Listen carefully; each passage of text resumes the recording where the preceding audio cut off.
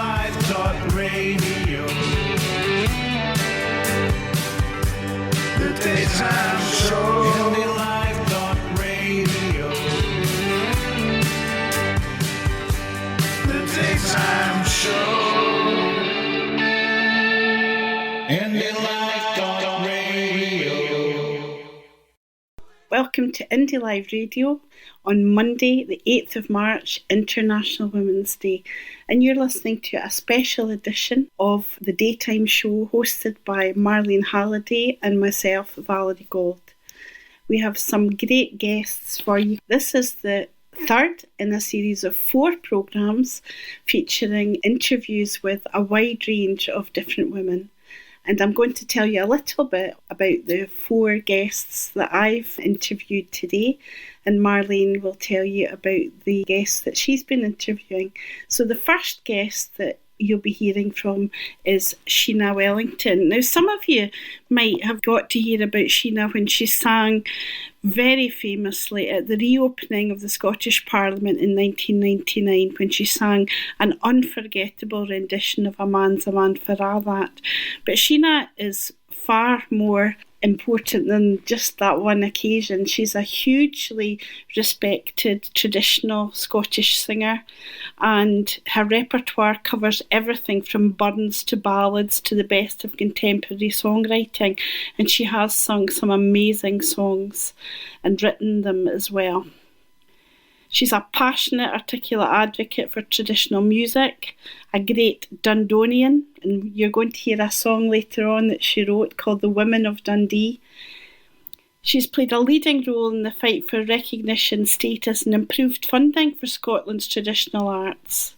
And she's had many honours bestowed on her for her work, including doctorates from the Universities of St Andrews and Dundee and the Royal Scottish Academy of Music and Drama, now known as the Conservatoire, of course. So you'll be hearing from Sheena later.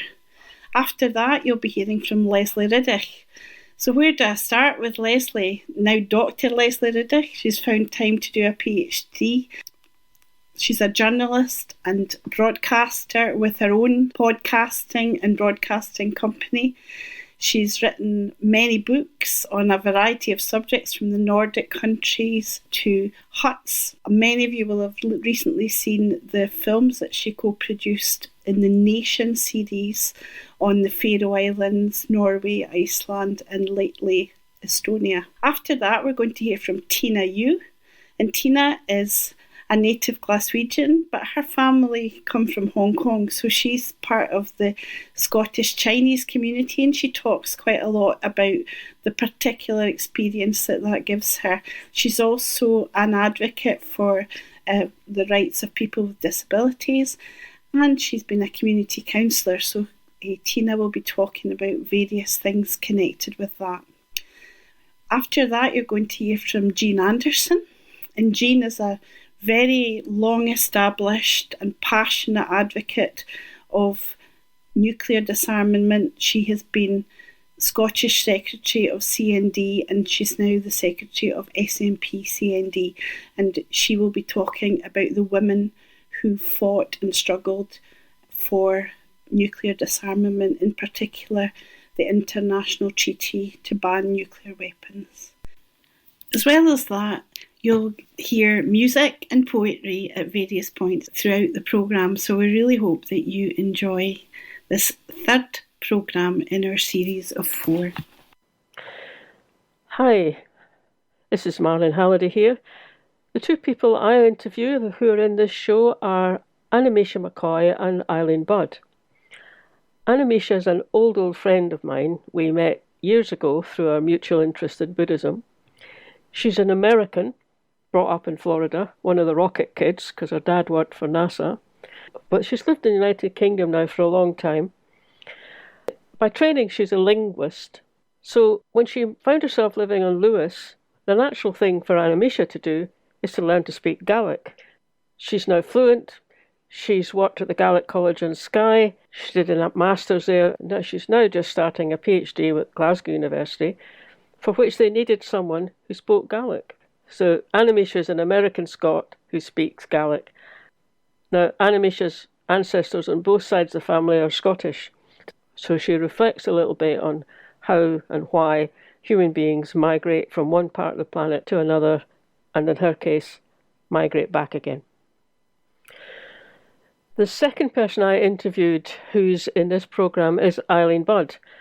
Eileen is an artist, she's a book illustrator, a map maker, she's got a young toddler around her feet as well, and she makes videos. She's created a series of 60-second videos covering those bits of Scottish history and Scottish people we tend not to have heard about. And she's got another series of little 60-second videos, all in support of the campaign for Scottish independence. One of the things we got chatting about was the assumption that everything will carry on improving, whereas actually it can be 2 steps forward, 1 step back, or even 1 step forward, 2 steps back. One of the things that Eileen said really strongly is, yes, that happens, but the work must continue. And that's what the track's called. The work must continue. So really hope you enjoy the programme. Our next interviewee is somebody who will be well known to all of you, especially if you have that fantastic memory of the reopening of the Scottish Parliament in 1999. And our next guest is Sheena Wellington. Hello, Sheena. Oh, Valerie, how are you? I'm very well. Yourself? Fine. As fine as you can be in the middle of a pandemic, you know. But Yeah. I've had my vaccine. I've had my first shot, so we're getting there. That's brilliant. I'm glad to hear it. So have I.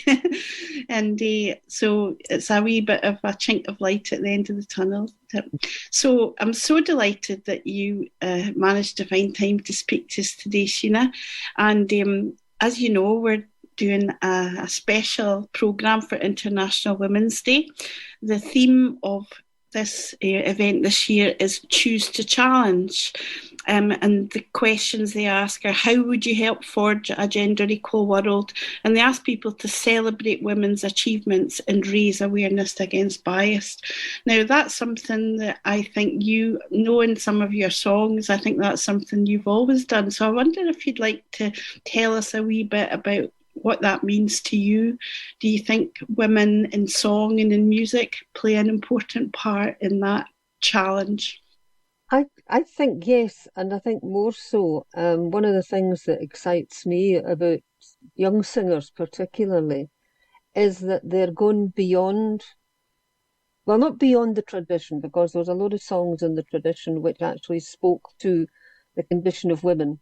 And I always have this feeling that a great many of our ballads, the muckle sangs of Scotland, were actually formed by women, not necessarily originally created by women, because a lot of them are old stories, but they were formed by women, and they sound as if a woman knows what she's speaking about, whether it's she's got a way to get killed for having an illegitimate child, whether she's been married off against her will and all the rest of it. There's that amount of feeling. So I think women have always challenged in that way. And I think what excites me about people like Karine Polward and several others, Iona Fife, Hannah Rarity, they are writing and seeking out songs that actually challenge. And sometimes they do it so well and so subtly that it's not until you actually think about it after that you realise that something different has happened. Because women have always been very important in song. Women have always been very important in the tradition. I mean, I've met in my time when there's been families at a festival or something like that, and father is the singer. You'll say to him, oh, the kids got their song to me. And you say, what about your, or the wife's no a singer. And you go to the children, grown-up children usually, and you ask them who they got their songs from. And they will tell you, oh, the mother sung round the house all the time. So they actually picked their songs up for the mother. So women were always important. But I'm excited now about the fact. And of course, my own songs have tended to be about the women. The women of Dundee is very much because I was brought up in that environment, that women were the breadwinners, that women worked. Yeah. That I was 12-year-old and going to the academy when I realised that there were actually women who did not go out to work. who stayed at home and made apple and blackberry crumble for lunch. And what? We got a piece, soup and a piece, and that was it. We were well enough fed, but there wasn't time for folderols except at the weekend. But I think that formed my opinions, my character, and all the rest of it. I suppose it's natural. Dundee is quite unique in because of all the jute mills and so on. It is quite unique, isn't it? In Dundee, for almost 100 years, we had the highest proportion of working women anywhere in the United Kingdom, and it was actually higher than most of Europe. Wow. Because the jute mills, the trade itself lent itself to women working, as did the cotton trade, of course. And they were cheaper, and there wasn't a lot of work for the men. There was the shipyard, there was the merchant navy, there was the army, but there wasn't actually that much work for the men, apart from a couple of foundries and sawmills and things like that. So it was the women who did the work. When the women were in the mills, did they sing when they were working? Oh, they sang all the time. They were, and for considering that the place, the racket in the place was quite horrendous. I mean, I grew up among the mills, and when you walked past the door, the big door, if it was open, you could hear the clatter, and you could even hear the clatter when the doors were shut, because it was very, very noisy, and therefore they couldn't hear each other, but they were all expert lip readers. They would start a song, and everybody would read what she was singing, and you would get this whole line of, maybe 80 to 100 people all at their looms on the flat, all singing the same song at the same time, which is quite extraordinary when you think about it. They were, in spite of the noise of the looms? In spite of the noise, they could hear it, and they were great at parodies. I mean, they could pick up a popular song of the day, and they would make it into something entirely different. There used to be one, she wears red feathers and a hula hula skirt, and they turned that into, oh, she wears red knickers and her feathers torn shirt.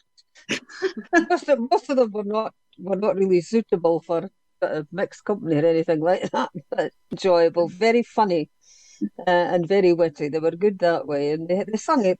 They just sang because they liked to sing, and it probably helped because it would actually keep their blood circulating, and it would also help to clear their lungs, because of course there wasn't proper ventilation in these places. It was very dangerous, wasn't it? Oh, I mean, nobody had heard of that kind of thing. There wasn't any masks on.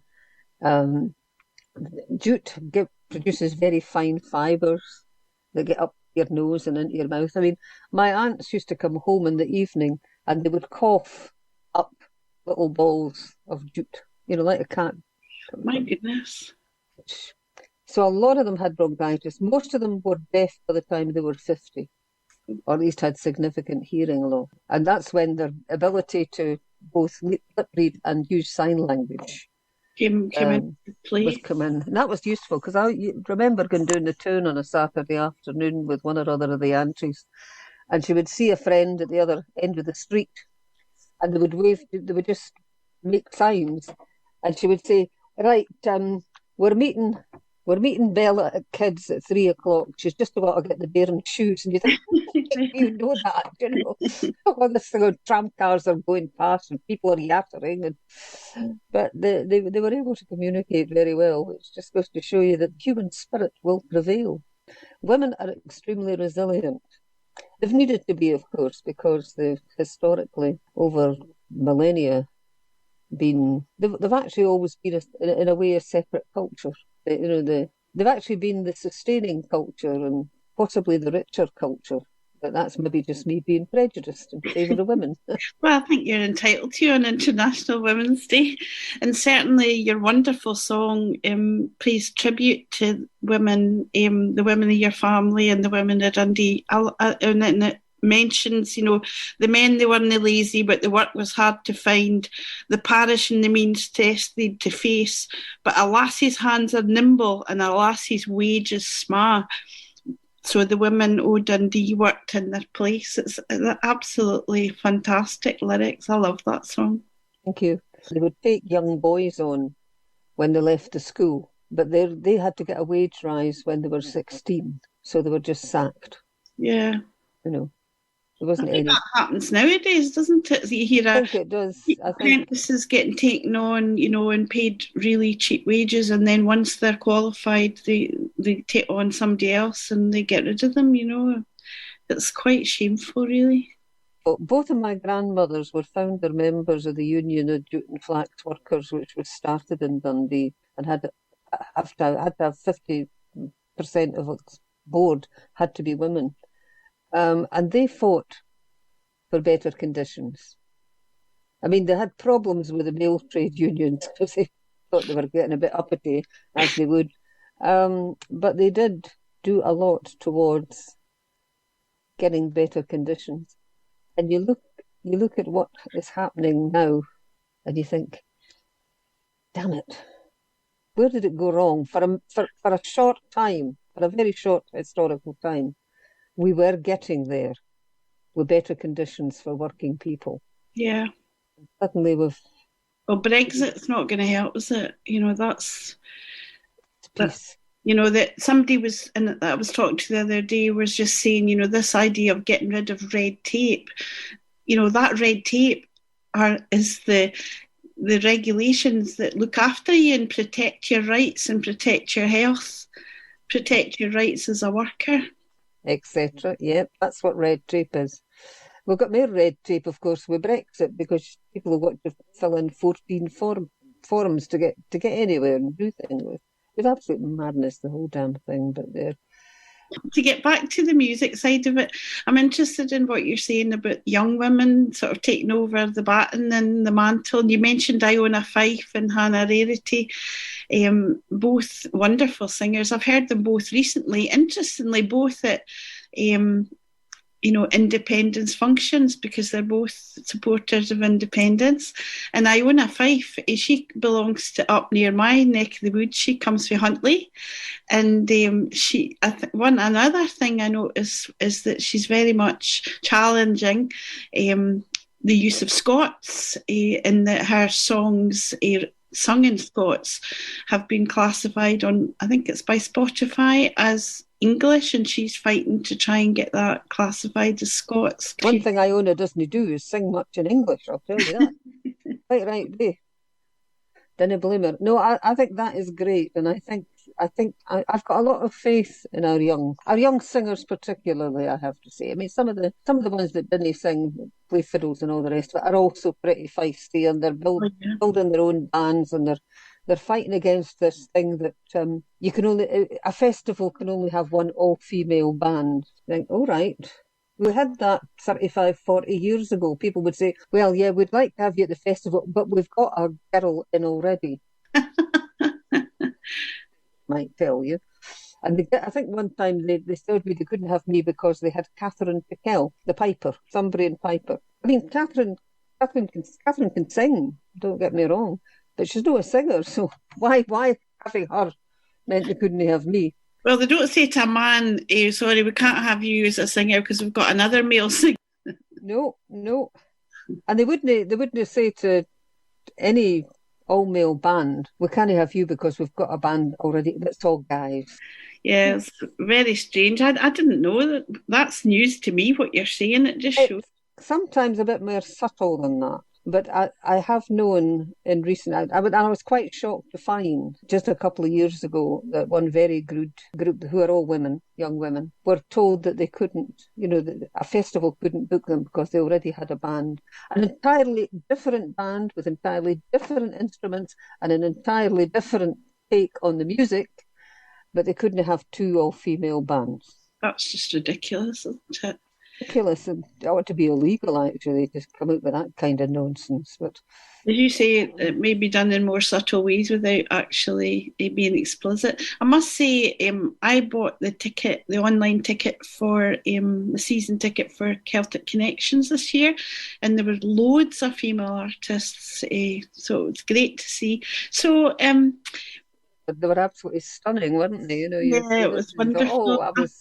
I was thrilled to to bits with them. I loved Cherish the Ladies. I thought their concert was tremendous. I loved Kareen's concert. And Yes. I'm going to learn that Come Awine song. I must get in touch with her and say, look, I know you haven't put it out yet, but can I have it? You know? And another young female singer that's really doing so wonderfully just now is Siobhan Miller.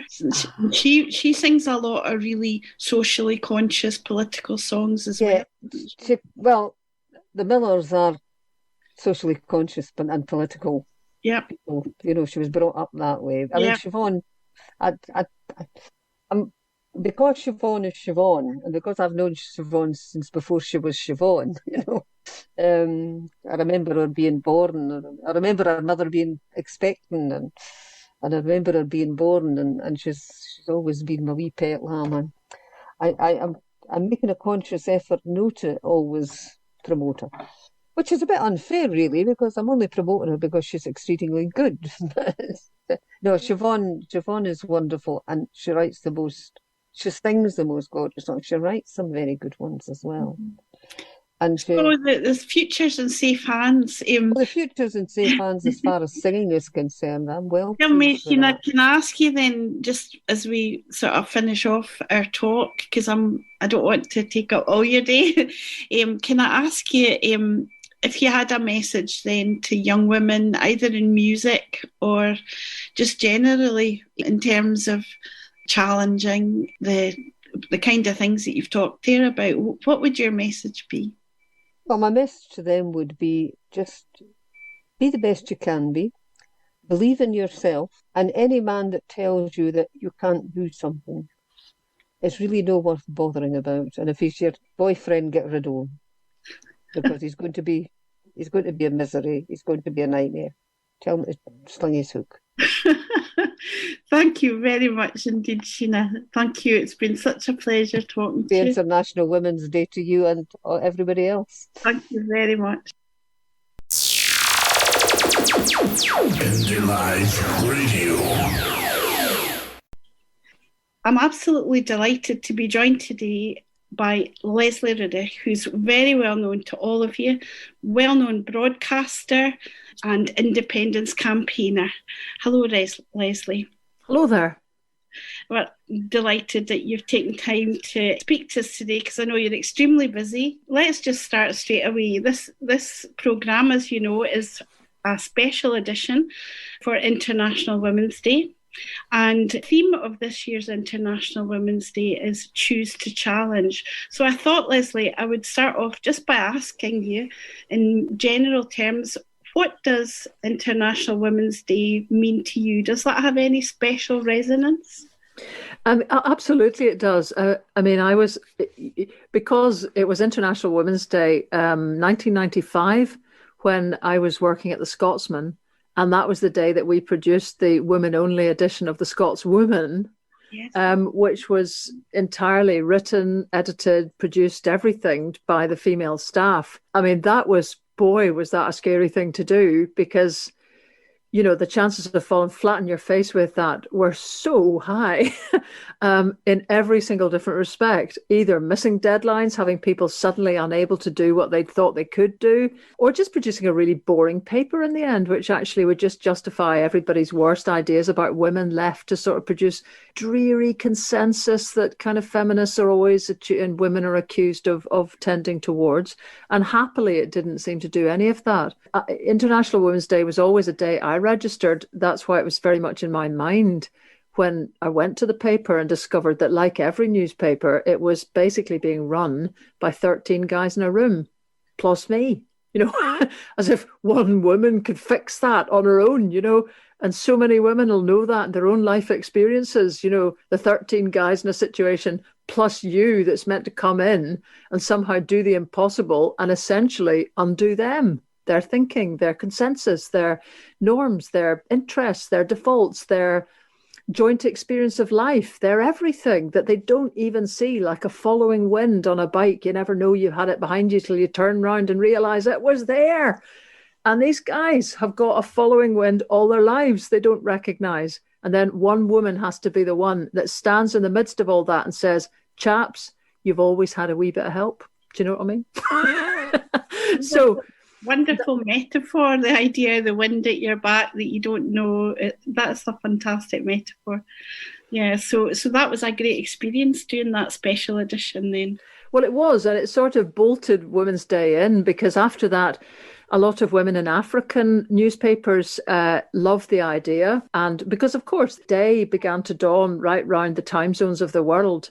Everybody woke up going, oh, God, it's International Women's Day. You know, what will we have to do this year? Thinking something worthy, dutiful, boring. And then, by gum, you know, in Scotland, that the women have produced a national newspaper. So that night, everybody had the same bright idea, which was, why don't we phone that woman up? All the way through the night, I got no sleep that night, but it was fine, as every time zone woke up and thought the same thing. But what happened was the African women journalists were just dying to do the same thing themselves. And because between them, they didn't have the seniority in papers or the skills necessary to do it, I ended up getting sucked into creating a charity called Africa Women and spent 7 years on it. Wow. Using the internet and British Council offices to sort of essentially train a group of women up in first 4, then 8 countries across 4 time zones to use the internet, write what would be proper news stories, and produce a sort of online paper every month, which was, I mean, frustrating and hilarious in equal measure, I can tell you, with occasional events where we all met for training. But I felt that should be the minimum, because most training stuff in Africa is basically a business of just handing your budget to British Airways and 6 Continents Hotel Group. You know, we're not spending money on that, just going and repeating things over and over and over again. We should be able, even at that point in the early 2000s, we should have been able to use the internet. That's what we did. And did you actually travel to Africa as well? Or was too, right. I went down the Zambezi in a whitewater raft, capsizing once and living to tell the tale down 22 rapids. Because I was to all these 8 countries at some point. Would take a couple of days off for myself. And I mentioned there that's a subject very close to my heart, because as a wee girl I lived in Zambia for 3 years. Oh, right. Yeah, well, it was actually Northern Rhodesia when I went out, but it gained its independence. Aye, well, actually, one of the countries was Zambia, so I was in Lusaka, which was a great event, made a wee film there. Had to smuggle the camera in pretty much. Massive. You've got to be so brave and bold, actually, to take all that equipment into a country that, you know, to be really honest, at that point could that equipment could just have gone sideways at customs.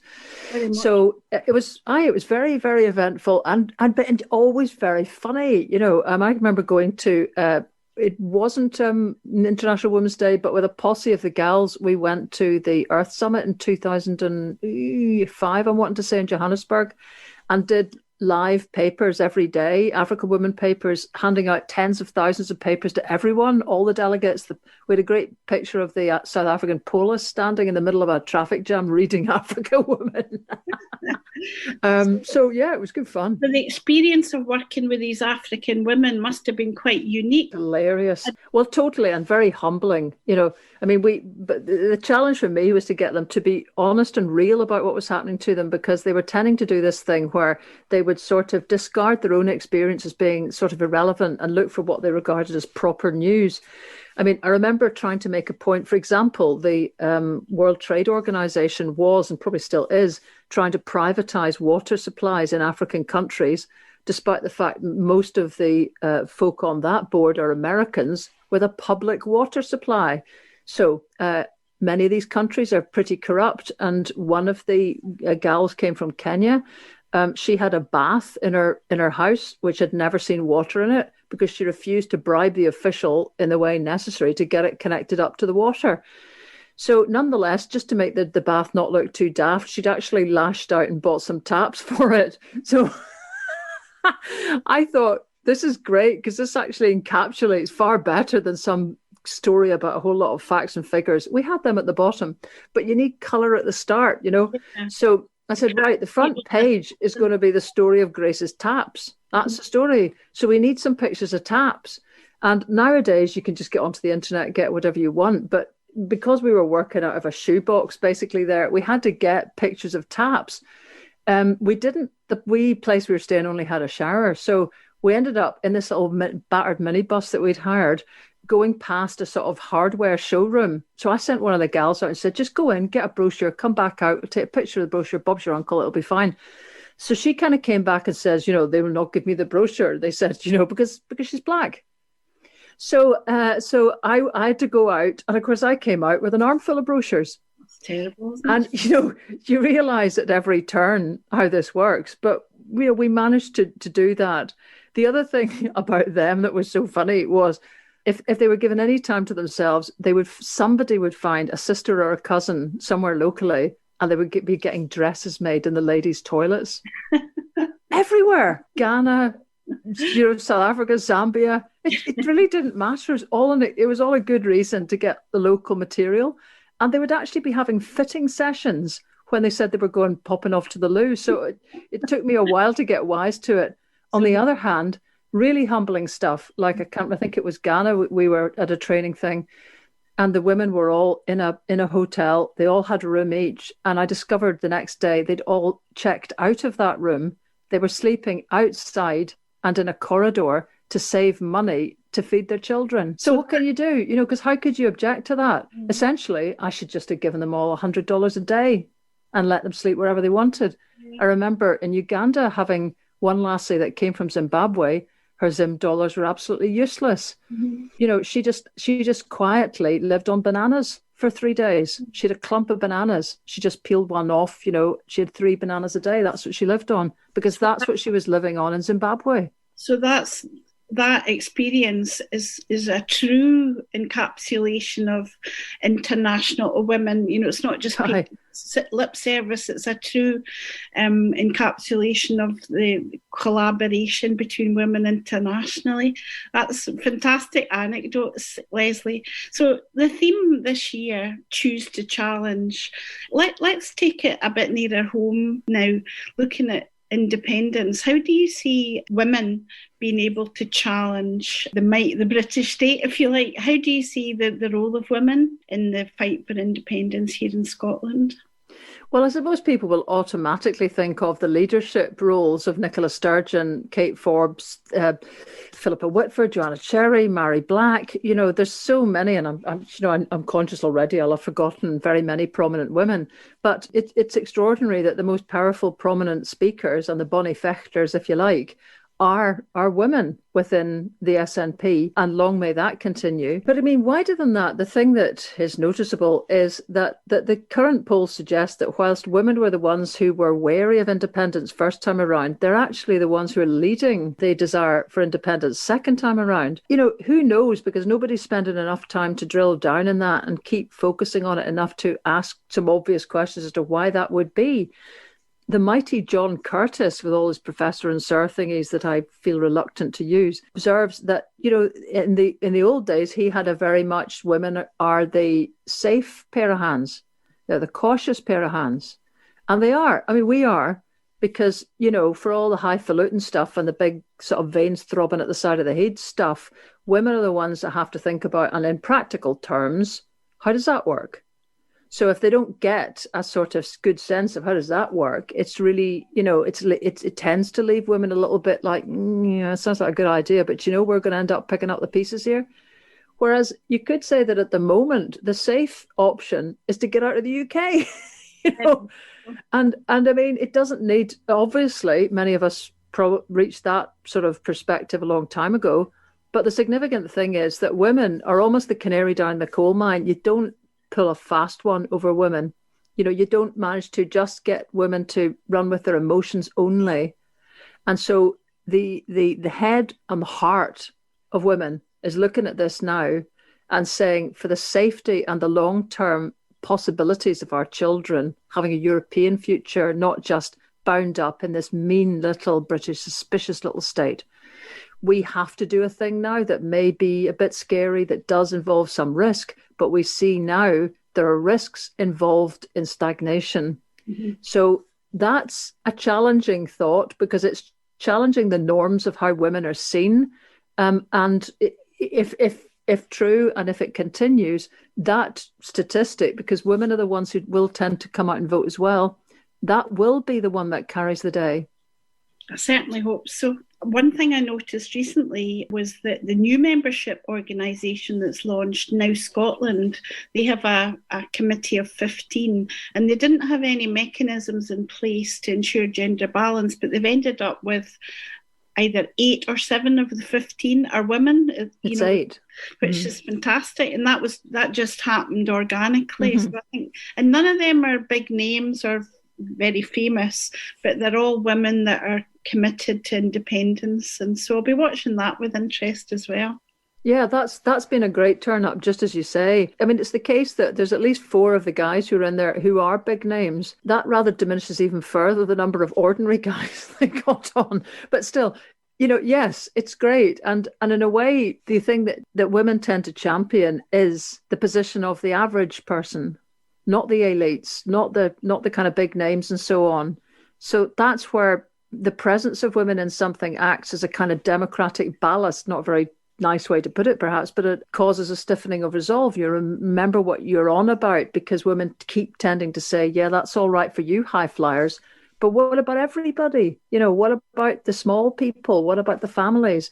So the presence of women in an organization is a guarantee that they will keep trying to unravel the naughty bits, the bits that don't really serve everybody very well. And the second thing is, women will always emphasize the importance of care. This is care as a function in the state, but care for one another and care for the way that we're trying to do things. Now, I think some of the gals involved in this, it's a real blooming challenge, because it's far easier to keep your heads down, sit at the back, wait for other people to make mistakes. And we've all learned to do that. There's mouthy folk like me that just kind of escaped. I don't know quite how I escaped at birth. Perhaps it was being brought up in Ireland. I don't know. But there's a learned silence in Scotland. It's deep amongst many Scots. It's very deep amongst working class Scottish women. So to get an organisation where those women have volunteered for something, perhaps in the knowledge, perhaps it's only going to strike them soon, that they're going to have to voice up. That's what they've volunteered for. That's an extraordinary achievement for democracy. Well, that's so true. Thank you very much for all these insights you to share with us today on this special International Women's Day edition, Leslie. And if you get any final thoughts, just a final thought you'd like to share with any women out there listening, or men, on International Women's Day. Well, yes, I would like to say well done you, Valerie, and the team for pulling this together, because the classic thing that women tend to do is take the time to weave together stories like this to sort of manage to capture what's positive about life, not necessarily just what's always tugging us apart and all the rest of it. And that's life. Life is a woven together story. And so, really, that's why I'm always really happy to come on to anything that Indylive's doing, but particularly this one, because it would have been easy to let it pass, because it feels, sometimes like we're just nodding kind of to a date. But this is more than that, because this is putting forward a kind of vigorous face for International Women's Day. And that's what we should always seek to have. Thank you very much. Indylive.Radio. Our next guest is Tina Yu. And rather than give you an introduction to Tina, I'm going to ask Tina to introduce herself. Tina, would you like to just tell our listeners a little bit about yourself? Hi everyone. Hi, my name is Tina Yu. So I'm born in Glasgow. My family were originally from Hong Kong. My dad's were in the sort of late 60s, and my siblings kind of came later on. And I'm probably I've lived kind of most in the West End of Glasgow for most of my life. And for myself, I currently work as a policy officer for a disability charity, and I've worked in the kind of field of equality for a number of years. So my first job I worked for as a project worker, counselling, specifically actually offering counselling to Chinese women who survived child sexual abuse, kind of quite heavy, and then later on moving towards kind of more community health. And I'm probably, as many people kind of joined this probably independence campaign quite late in life. We didn't get independence back in 2014. And I think at that I was kind of really, really disappointed. And I think probably because I've worked preperception of what politics was, probably because when I worked in local authorities, then I remembered when I did join this pain and joined the SNP party as well. And I remember one of the MPs kind of said, "Oh, if you want to get involved in your local community politics." So so somebody kind of got me into joining my local community council. So I was the secretary for 4 years. So learned a lot about politics, and enjoyed it at the time. But it was a lot of work, and probably for folk who are maybe thinking of a career in politics, it's an eye opener and good training as well. So I kind of took a step back because I wanted to do some other things as well, because it consumed so much time, And you would recommend to other folk, if they were involved, to other women, that the community council is a good place to start? Yes, because you get to interact with actual councillors, interact with different organisations, and I kind of laughed, I think, and sometimes can be like a bit kind of like, people have kind of seen that viral web clip of the kind of council down in England, and sometimes it can be that way, but also I've made a lot of good friends as well. So, but it gives you good grounding, as in you're on your feet and you're dealing with different people and you don't really know what to expect. But I guess I probably had a wee bit of that training working, for a local authority when you do get a lot of that from the public, you don't know what to expect. So professionally and in your own spare time, you've been really active in, giving a voice for other people. Yeah, because I think a lot of the kind of members, and I think in particular, a lot of community councils find it difficult to recruit young people. So I find, and then I really had to get them into technology, and I set up Facebook and Twitter and things like that, and they were like, so it's all that kind of things as well. Lately, what I have been involved in, which has been lovely, under COVID, and I guess I've always been passionate with kind of social justice and that kind of thing, probably because of the work that I've been doing, but also myself as a woman of colour as well. So in a way, it's very hard to separate, in your daily life and your professional life, you could be faced with discrimination and things like that, and especially with COVID-19, it has been very difficult, and especially for a lot of people of East Asian heritage, there's been a lot of kind of things, and I've experienced that myself during the beginning of lockdown, wearing a face mask and people seeing me and they deliberately coughed in my face, that kind of things, but yeah.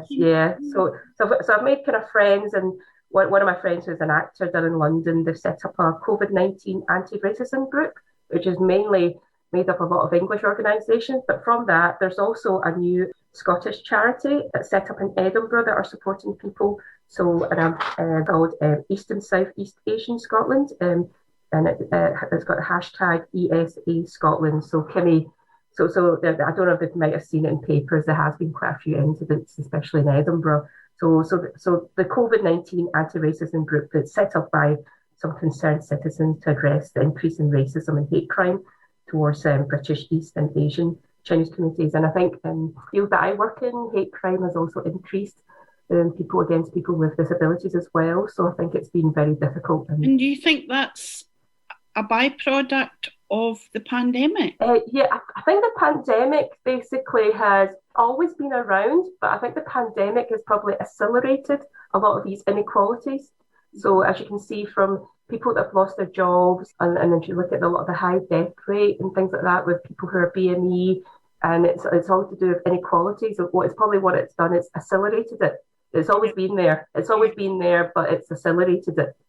And I think a bit like Brexit did. Yes, but I think with the COVID-19, there was a political aspect to it, and where I'm not going to mention that because he's gone now, in America, the previous president, that has created a lot of xenophobia, and so I think it's all mixed, and I think when things are hard for people, then people do get frightened, and what do? They pick on people that are weak, and that's what happens with marginalised groups. So it makes me really angry, because I think, well, things are hard enough for folk during the pandemic as it is, but if you then throw increased racism and harassment into the mix, that just makes it even more difficult and challenging. That makes me angry and very disappointed. Tell me though about, you were saying that some of the things that you've been... So when Black Lives Matters kind of happened, I know we all saw the stuff on TV and things like that. I had quite mixed emotion about the Black Lives Matters movement, and especially in the UK, and the pulling down the statues. So on one hand, you felt, I don't need to kind of explain myself or prove it, but then the next minute you kind of felt like, is this going to become some people joining the bandwagon? And it's not just about the statues; it's about more than that, you know.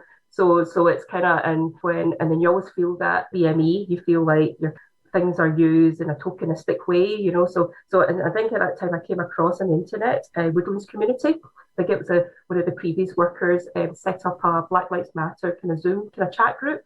And that was lovely. So that was made up a very mixed group. There were kind of Scottish, kind of white people there because they were kind of a lot of people that wanted to learn, because they kind of learned about things. And I think the Black Lives Matter raised a lot of issues for people when they were looking at white privilege and things like that. And being people were talking a lot about trauma. So in essence, I think the Black Lives Matter for a lot of people kind of probably raise sort of trauma for them, because trauma that people get stressed that people going through on a day-to-day basis. So for myself, sometimes you're thinking, you know, be it at work or professionally, you're thinking, if someone was horrible towards you, are they just a horrible person, or were they racist to you? And you're constantly in your head, in your mind, thinking that, and that's quite stressful. And then sometimes, absolutely. So you know, instead of that kind of thing. So that's lovely, and that's on the Woodlands. So I just want to give a shout out to Woodlands community, and I was fortunate enough as well. They'd asked me for Chinese New Year to do a wee Zoom session.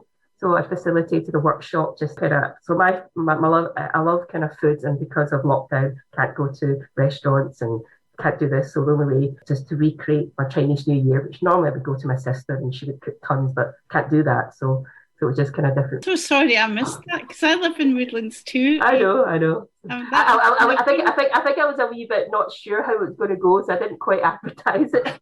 I've been at some of your events that you've organised in the past, down with the Christmas lights, down. Oh yeah. Gosh, that's just round the corner from me. And I know that and I think it was you that invited me along to that. I've been at more than one of your events, and through the community council, they're always fantastic. Yeah, I know, it was always quite funny, and I think we had the Winter Guilds, and then they had one of the staff members, the managers, I think, dressed up as someone new, the Partick Thistle Football Club, and they dressed up as Kingsley. And I think one of the women that dressed up as Kingsley, there was one wee kid kind of picture that was quite hilarious.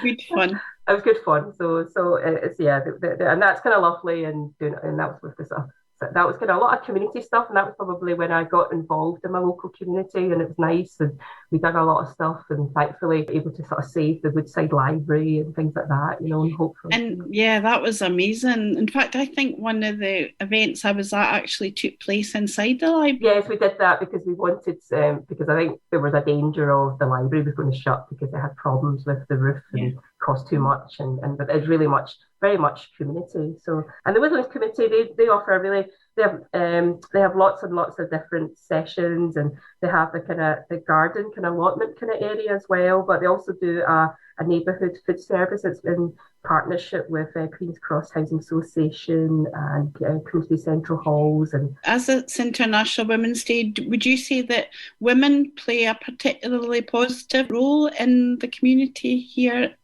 I think women are probably, because a lot of kids are homeschooling, and I think women who are maybe parents and mothers are probably having to play a bigger part in looking after and being carers. And it's always, and I think whether it's pandemic or not pandemic, it's always been women who are nowadays, for married couples, both kind of partners kind of work, whatever, but women have to play a bigger part, there's a kind of caring duties, elderly parents, so it's always been, and I guess for myself, my upbringing, my family, my mum's was a very strong woman, so I've always kind of had a very strong, and my sisters are quite dominant, so I think women that's been strong, men kind of, they earn money and then they spend it on themselves. You better be careful what you're saying here. I know, but and I think women's that holds things together, I think, and I think that's, and I think the capacity to kind of think about others as well.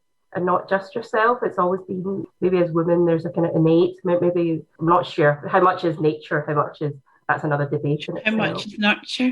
Tell me, theme of International Women's Day this year, choose to challenge, and it strikes me that you're doing quite a lot of that in more than one way. What would you say that theme means to you, choose to challenge? Do you think it's important? Yeah, I think it is, you know, and I think it's about challenging in your own way, because I think a lot of people think, well, like, you know, for example, with my husband, like, obviously someone who is not of colour, like, for them to understand racism, it's quite difficult. And then they would say, oh, then you need to challenge it all the time. I go, no, because you can't do it all the time, because that would be exhausting. And it's about, and you need to understand, like, you need to choose your own battles as well. And then even though sometimes I may be silent, I might not choose to silent, does not mean I'm a pushover as well. It depends on how much support you have.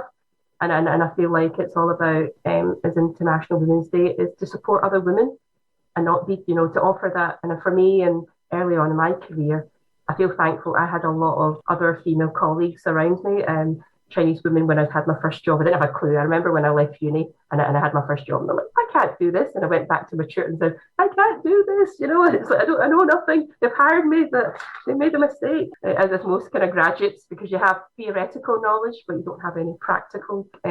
So that was, which is why I'm also involved in another women's network, which is the Scottish Minority Ethnic Women's Network, because I feel like I've benefited from people mentoring me and giving me that support, like, and where do I go? And these kind of things really help. And sometimes even if it's not so much, it's just somebody to listen to, because a lot of times you could be very isolated as a woman or a woman of colour, and things have happened at work or whatever, and you just want to offload and speak to. And sometimes it's better when you speak to someone. And you know, so for me, so, and just going back to your question again, Val, which was that what choose to challenge means. I think you've answered it really comprehensively and very eloquently, Tina, I would say. The idea that I would totally agree that, you know, the support and comradeship and mentoring of other women is invaluable. I mean, I'm retired now, but throughout my whole career, that's what I found, that, you know, the support of your colleagues when things get really hard is invaluable, really. Yeah, and I think the other thing is always to be open, and always to be open to learning. If someone says to you, I know everything, then they don't know everything. I don't think you can ever know everything. So, no.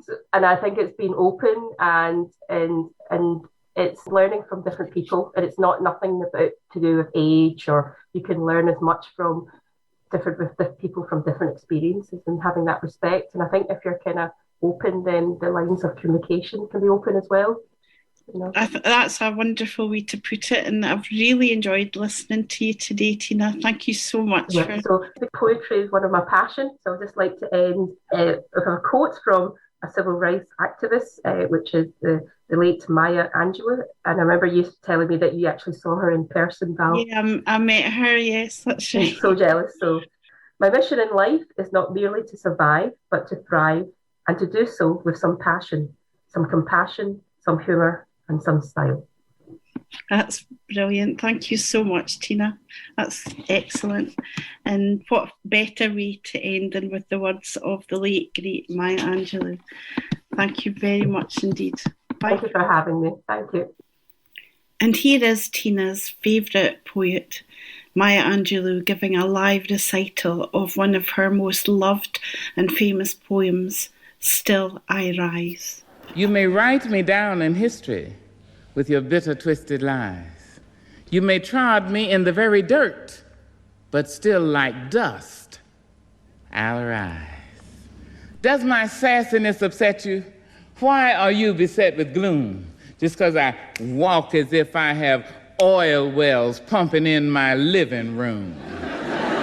Just like moons and like suns with the certainty of tides, just like hope springing high, still I rise.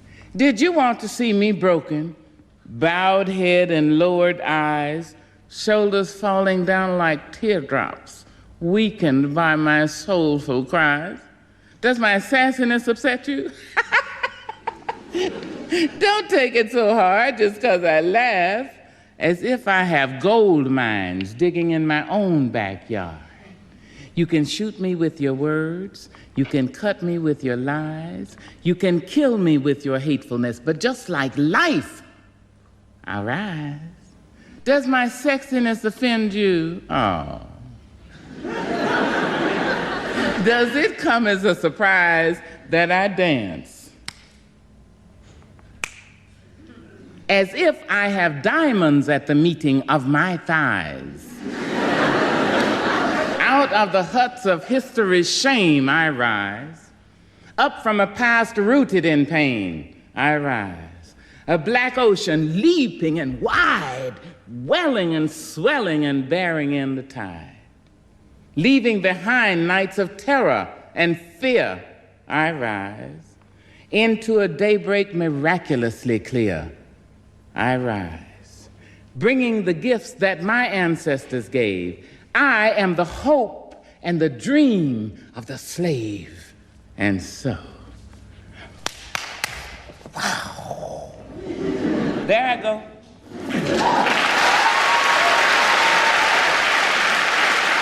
So, hi everyone, this is Marlene again, and this time I'm sitting in a Zoom call with Animisha McCoy. Now, Animisha is American by birth, but she's lived over in this country for a long time. She's now based up on Lewis. Her background is linguistic, so she's trained in languages. So naturally, she moves up to Lewis. What does she do? She learns to speak Gaelic. She then did a degree course in it. She worked at the Gaelic College down in Skye. So she's back on Lewis, and an American Scot. Speaks Gaelic. Animisha, Céimara ha u. Ha go ma tapalet. Céimara ha u. I should have said, folks, Animisha's doing a wee class for me and some friends because we've been doing Duolingo Gaelic. And I'm fine as long as I'm listening and writing. And the minute anyone asks me something, I completely freeze. I asked her how she was, and she said she was well, and asked me, and I froze. I am very well. Hagoma tapalit. Hagoma tapalit. Yeah.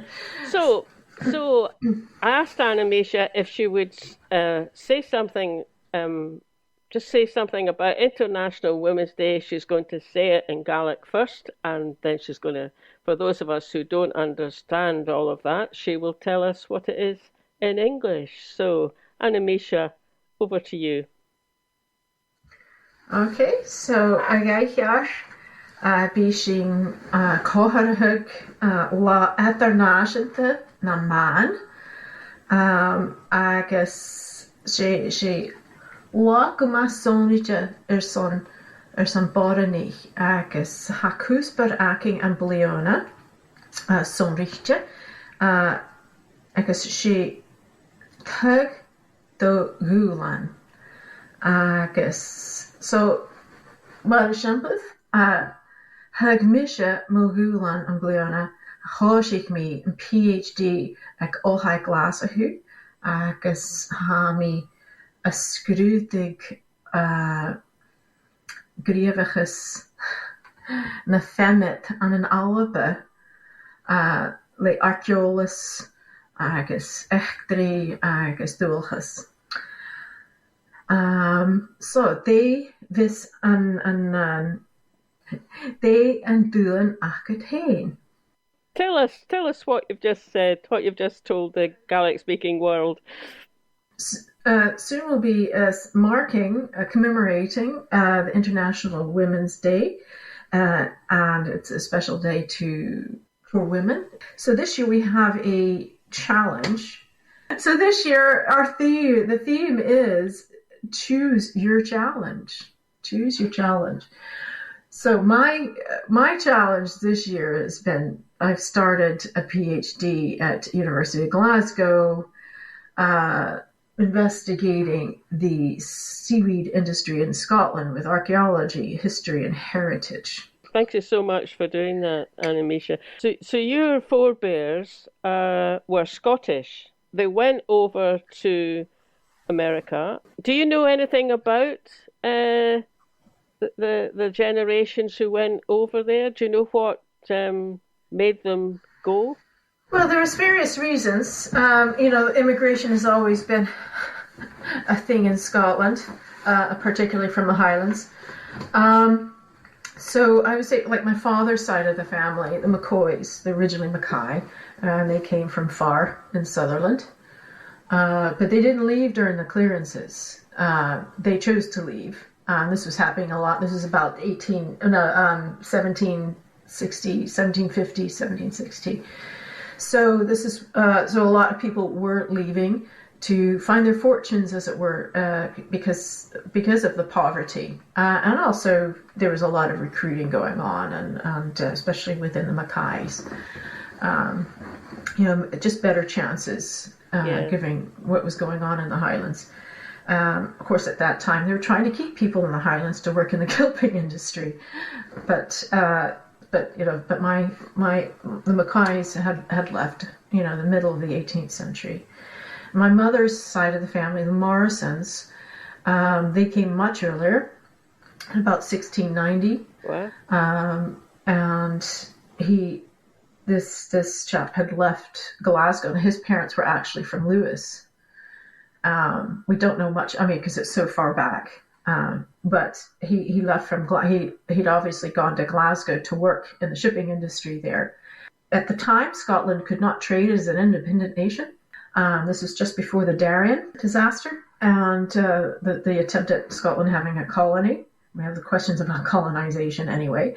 But so there was this Glaswegian businessman. They kind of operated their businesses under the radar, as it were, and of the English. So he had operations in Holland, which is very common, and Boston, sort of Newbury, Massachusetts. So he was recruiting men from Glasgow, tradesmen. He was like this Daniel or maybe Donald Morrison.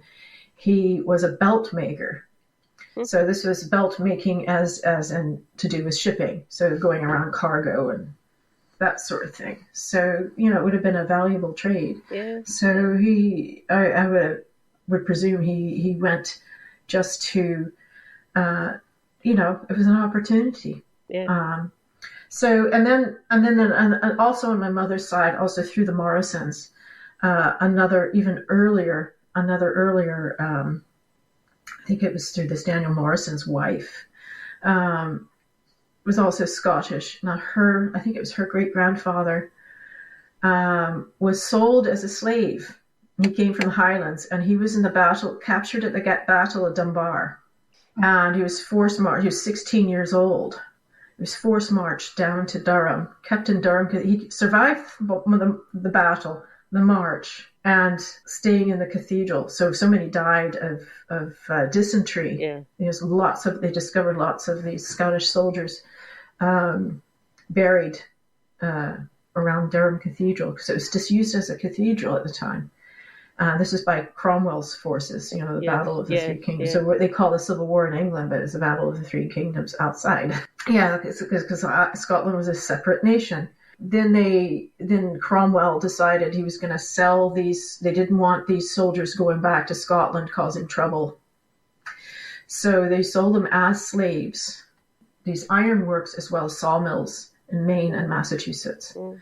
So he was sold, he and his two brothers, so I think his brothers ended up in Massachusetts at an ironworks, and he ended up in Maine at a sawmill. And after a period of time, he was free.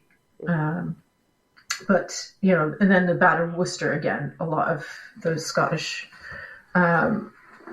soldiers were sold into the Caribbean. Yeah. There was already a colony in Maine. Yeah. Yes. So they were by and large what they call Congregationalists, which is is still Calvinist. It's quite similar to the Presbyterian Church. And prepared to own slaves. So these ironworks and mills and things, they were using.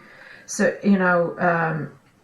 I don't know about the African slaves, never heard of them being sold to the north, but there, in addition to Africans being sold, you had that sort of situation.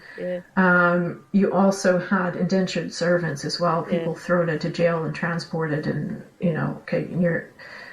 before Australia happened, less as a penal colony, but you're indentured for a period of years. For a period of time, and then you were probably free. It's interesting, isn't it? Like, so often these patterns that you see happening from way back then, 300-400 years ago, and the same patterns are still happening across the world. I mean, there's even within Highland chieftains, the factor in the clan chieftain conspired to sell some of their own people in Berneray and the Outer Hebrides as slaves. They were going to try and bundle them onto ships. Slave trade's just a big thing, in human history. In human history all it's over. Horrendous, yes, indeed. It's horrendous. It's not something that can ever be justified. Yeah.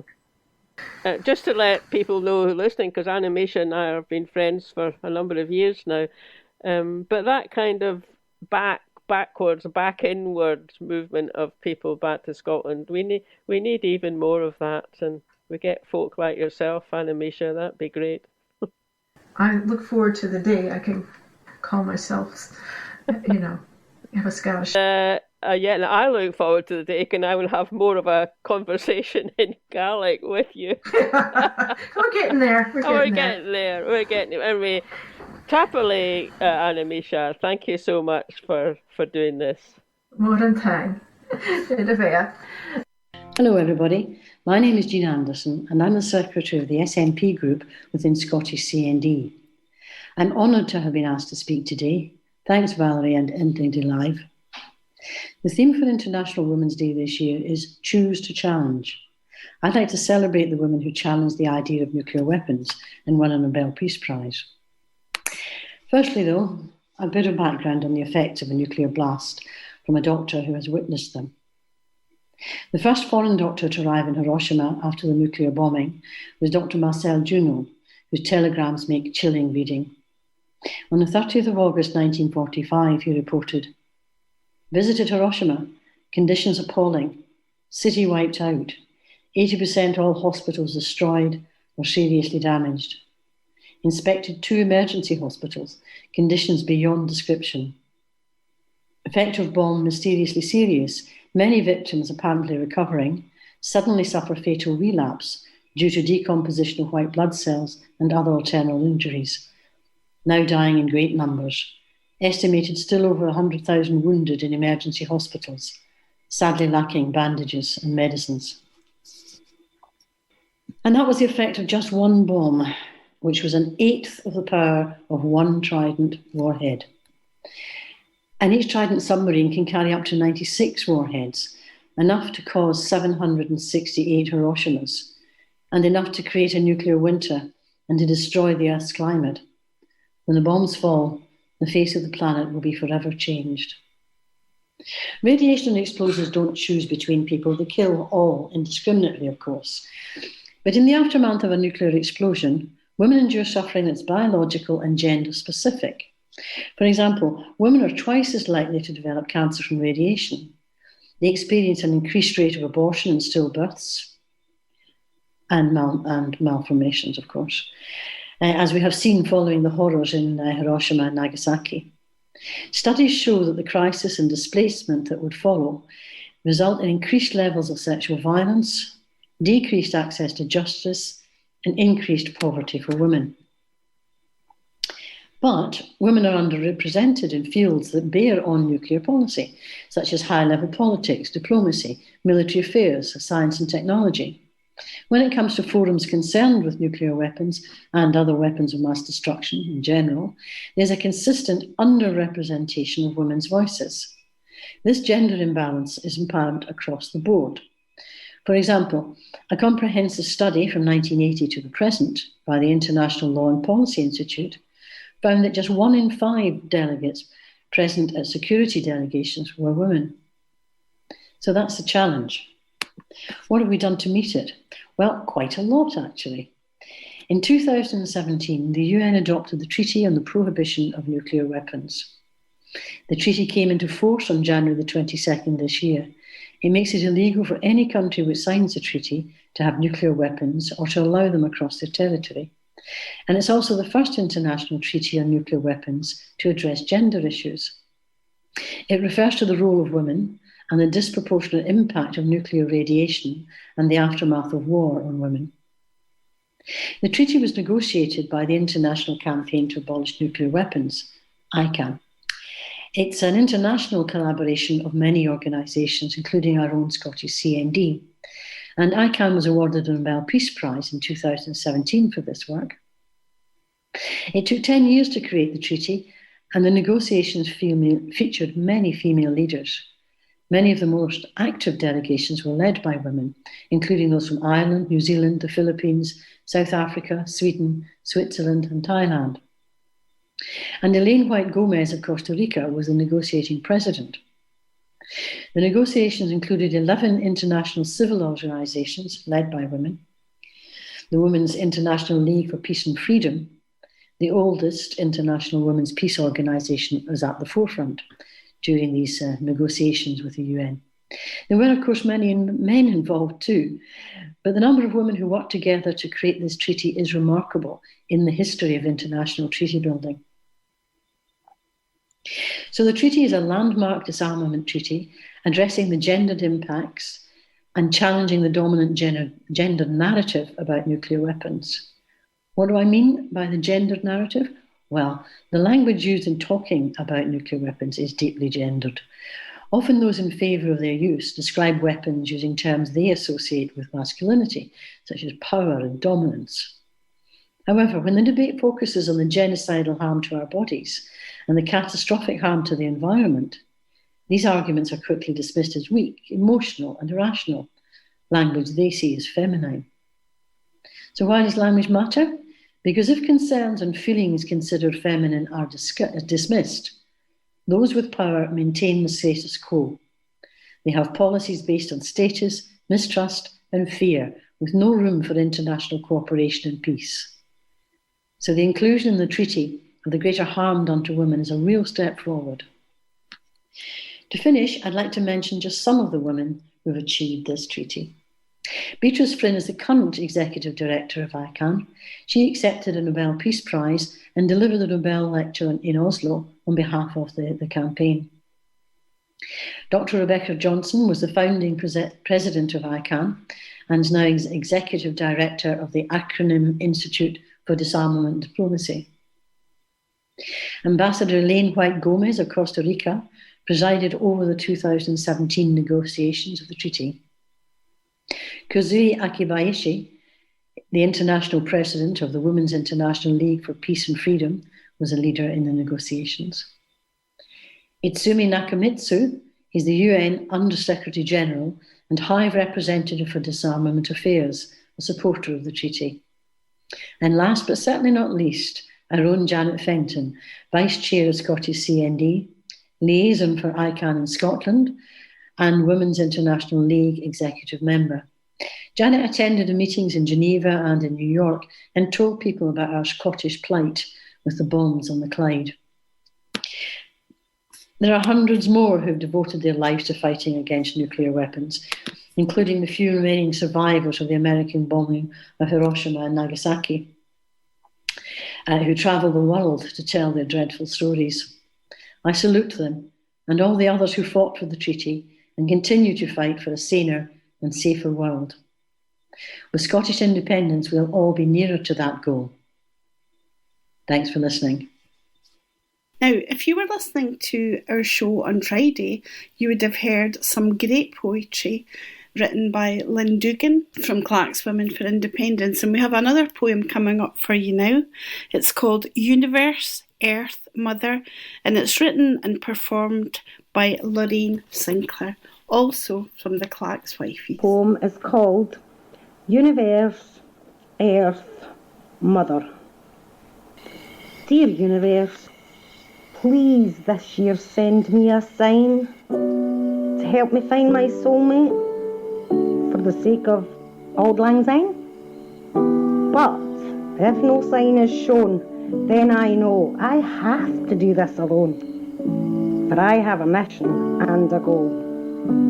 My mission is to secure for my country self-determination for the preservation of this great sovereign nation. My goal is to save the planet and not rely on coal, eliminate toxins with greener lifestyles that nourish the soul. Dear Earth, please help Scotland be brave and take independence. The Earth's dying whilst politicians are lying. We must act now. Of that, there is no denying. Dear Mother Nature, please help us to understand and nourish you more. For you provide all nature's wondrous beauty that I truly do adore. It has surely got to be this generation's destiny to leave a healthier planet as our ancestral legacy for our children.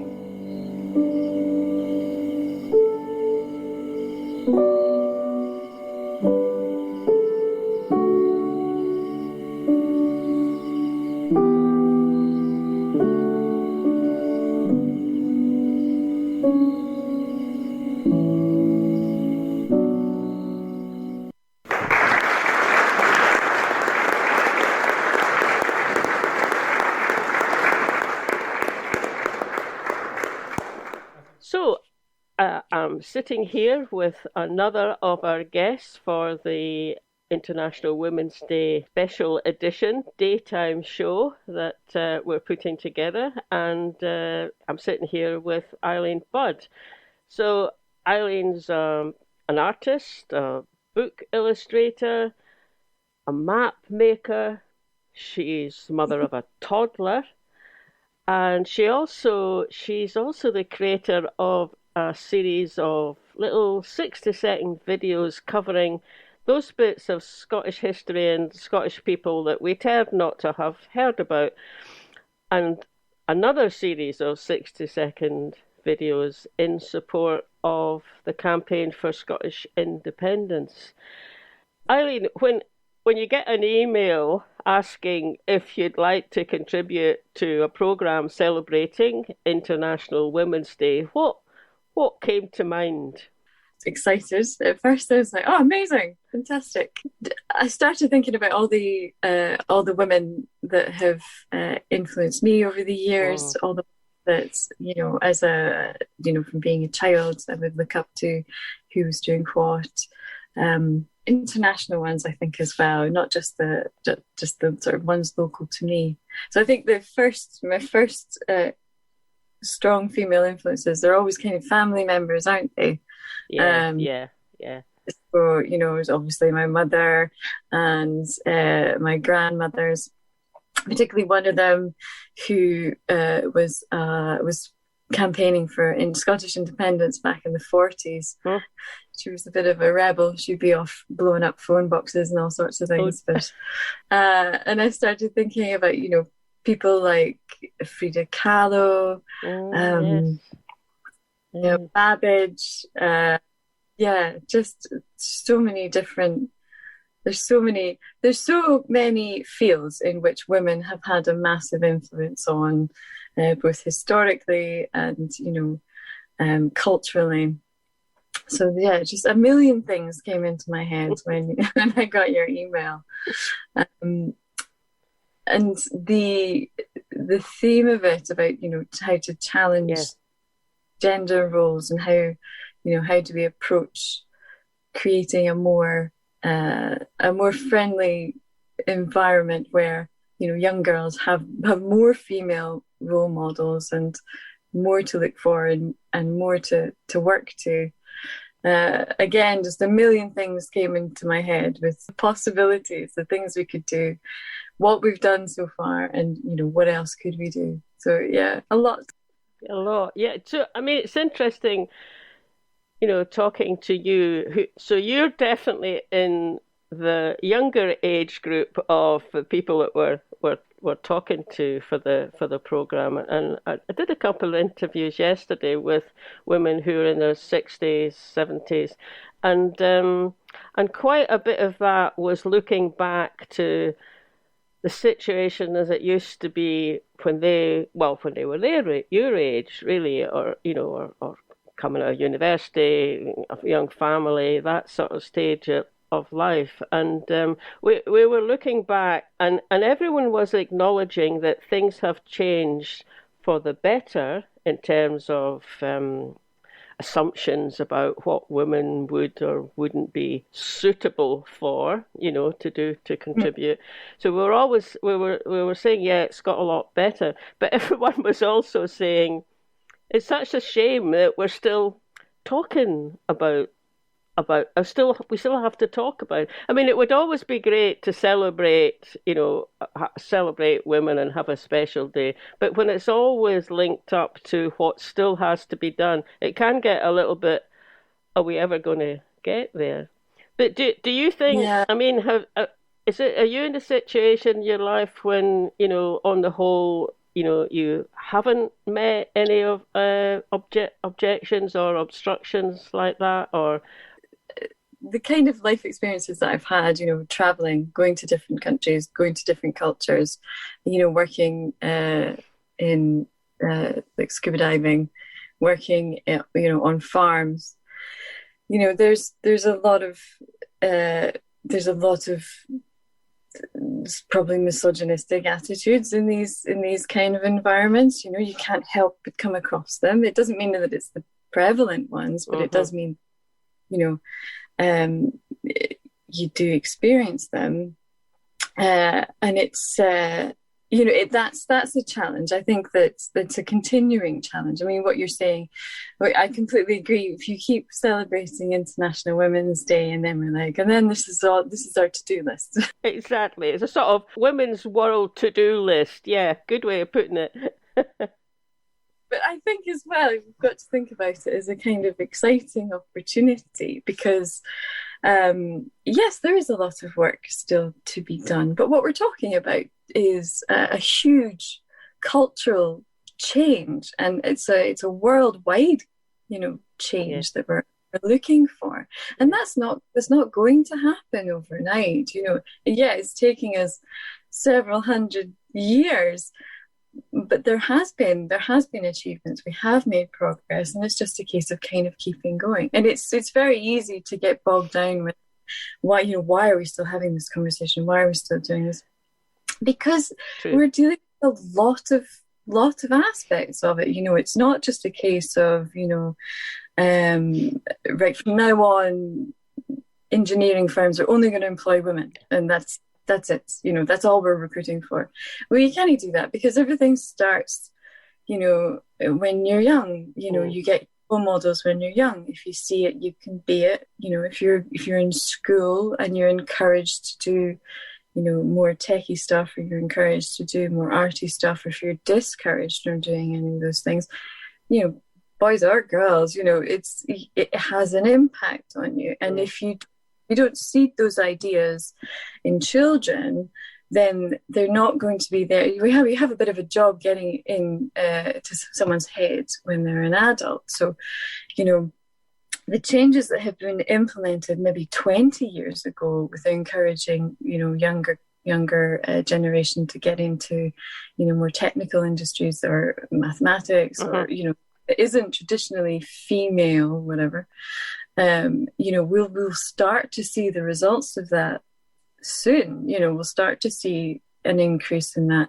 But it's all the last several hundred years of work has been cultivating these opportunities and making that happen. It's paved the way, and I think that's exciting because you go, right, well, we have got to that point, and now they've written stage 25. Isn't that exciting?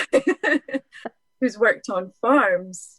We have to kind of, I think about it as sort of like, it's a seasonal thing, you've done your tilling or whatever, and now it's like, a few green shoots beginning to come through. Yes, exactly. Can't just stick the seeds down and expect that you'll have a full crop tomorrow. It doesn't work like that. And if you're about changing attitudes and cultural norms, which we are, and we're talking about changing them not on a local scale, but on a global scale, this is something that you're approaching. It's a huge task. So we are still having to have these conversations, but it's a good opportunity to have these conversations when you have something like International Women's Day. It's like, keep having this discussion, because the work is still going on and will keep going on. Yeah.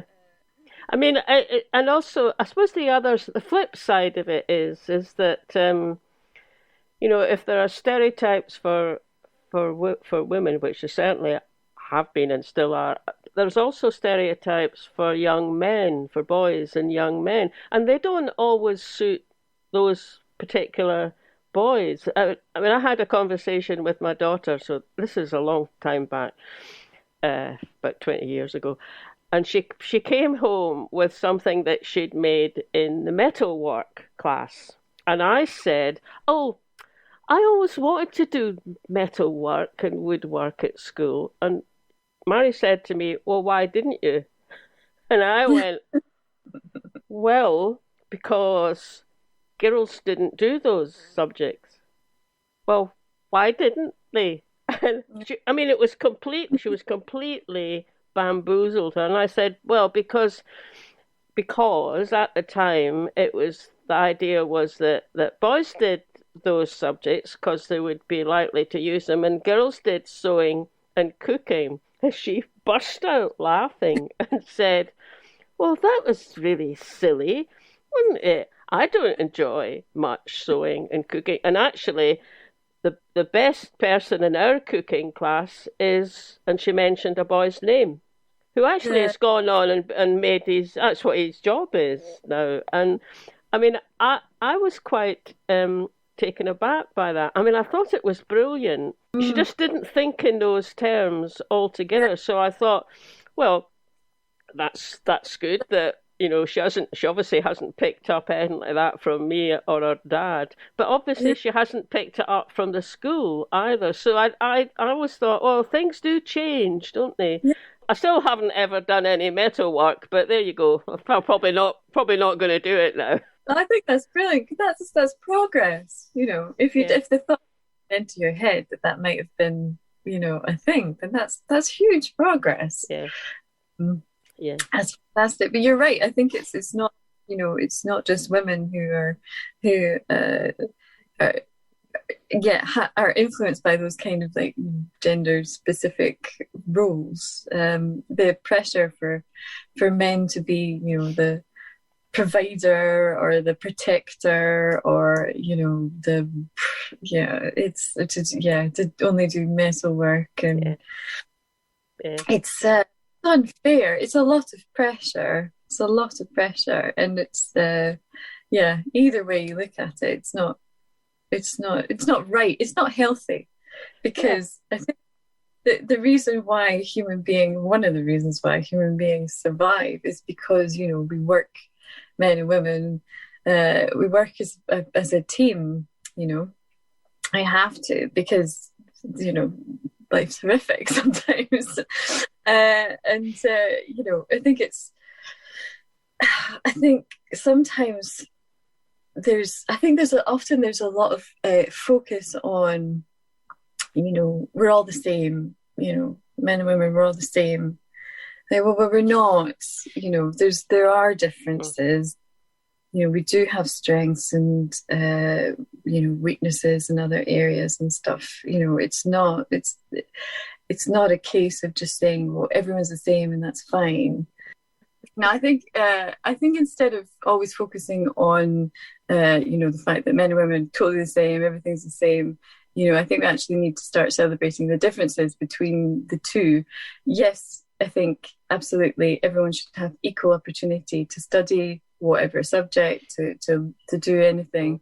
But I also think that we need to think about, you know, how we support men and women differently, you know, what the needs are there. So, for instance, you know, when it comes to employers, if a woman is going to have maternity leave, if a woman's going to have a baby, she's going to need maternity leave.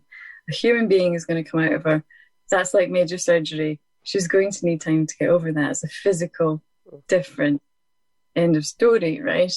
But then there's also the support mechanisms for a woman to go back to work. You know, is it possible for a woman to go back to work on a part-time basis? Because, for instance, if she's breastfeeding or even hormonal problems, or, you know, you don't know. These are very specific to, you know, to women, and the support mechanisms for that are specific to women. So when we see things like, you know, oh, women can do everything and do anything, it's not always possible, or not, you know. And I think those kind of things can actually have a negative impact, you know. So if you've had a child and gone back to work, and you're expected to go back to work full time, but you still have a lot of commitments at home, you know, it's you can't apply that, well, everyone's the same.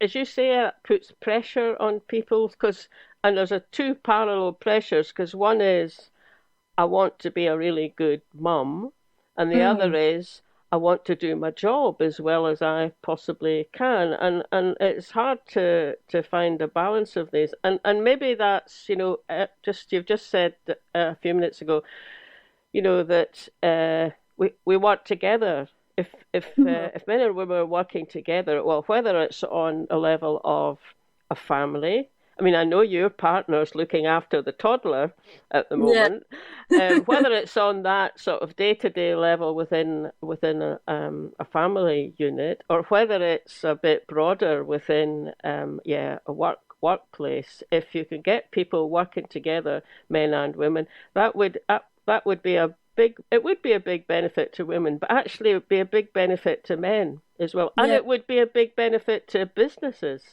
Well, absolutely, yes, because you'd be supporting not just women, you'd be supporting the men as well, but also, like how we work in the future, how we teach people how to work, how we change, how we make much, much bigger cultural changes and attitudes towards, gender roles, or those kind of stereotypes. But it needs that. I think it needs that kind of bigger, holistic change, though. I think often as well, when it comes to kind of, you know, talking about stereotypes, there's a lot of kind of pressure on men to kind of go, well, it's your fault. I was like, well, yeah, it's not that straightforward, is it? It needs to be, we need to kind of like approach it from different angles, and we need to keep relearning what it is that supports people, you know, what supports men and women, because things are changing, you know. It's every generation has an opportunity to reassess how we do things, and I think that also means that the work has to continue, because every generation has an opportunity to reassess how we do things. You know, the decisions we made about, you know, women's rights in the 70s, they're not all going to be relevant now. They're not all going to be relevant in 20 years' time.